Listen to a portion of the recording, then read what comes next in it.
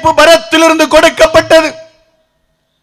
எனக்கு பின்னே வா, இந்த உலகத்தை விட்டு, உனக்குண்டான காரியங்களை விட்டு, இந்த உலகத்தின் ஆசாபாசங்களை விட்டு, உன்னை கரைபடுத்த நினைக்கிற இந்த உலகத்தின் கிரியைகளை விட்டு, உன்னை கரைபடுத்த நினைக்கிற இந்த மாமிச இச்சைகளை கிரியைகளை விட்டு என்னை பின்பற்றி வா என்று ஒரு வார்த்தை சொன்னபோது எனக்கு இவைகள் எல்லாம் லாபம் என்று எண்ணினேனோ, இவைகள் எல்லாம் எனக்கு மேன்மை என்று எண்ணினேனோ, எல்லாவற்றையும் விட்டு இயேசு போதும்,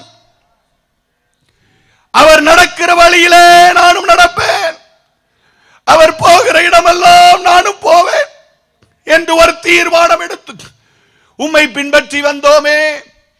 எங்களுக்கு என்ன கிடைக்கும்? நித்திய ஜீவன் கிடைக்குமா? என்ன கிடைக்கும்? What we will receive from you.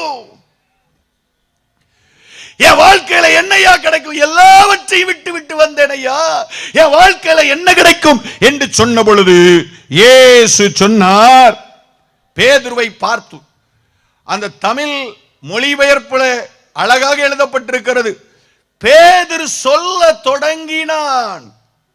அப்படின்னா என்ன அர்த்தம்? லிட்டரலி புலம்ப தொடங்கினான். லிட்டரலி ஸ்பீக்கிங்,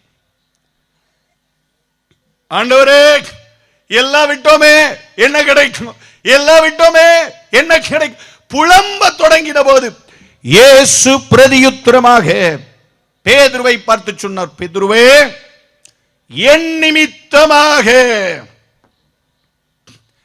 என் நிமித்தமாக, நீதி நிமித்தமாக, பரிசுத்தத்தின் நிமித்தமாக, பரலோகத்திற்கு அடுத்த வாக்குத்தத்தத்தின் நிமித்தமாக, நித்திய ஜீவனுக்காக இந்த உலகத்திலே ஸ்தோத்திரம், ஒருவன் வீட்டையாவது, நிலங்களையாவது, தகப்பனையாவது, தாயையாவது, சகோதரனையாவது, சகோதரரையாவது, மனைவியையாவது, பிள்ளைகளையாவது விட்டவன் எவனும் இம்மையிலே அவனுக்கு 100 மடங்கு வீடுகள் கிடைக்கும் என்றார். இம்மையிலே அவனுக்கு 100 அத்தனையாக சகோதரர் கிடைக்கும் என்றார்.